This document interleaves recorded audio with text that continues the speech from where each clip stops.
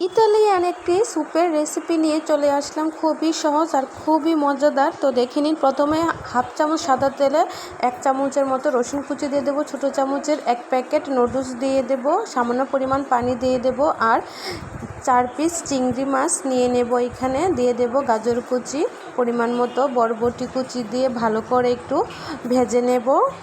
দিয়ে দেব ছোটো কাপের 1 কাপ পানি দিয়ে সবগুলো ভালো করে সিদ্ধ করে নেব। আর নিয়ে নেব 2 চামচের মতো কর্নফ্লাওয়ার, পানি দিয়ে গুলে দিয়ে দেব,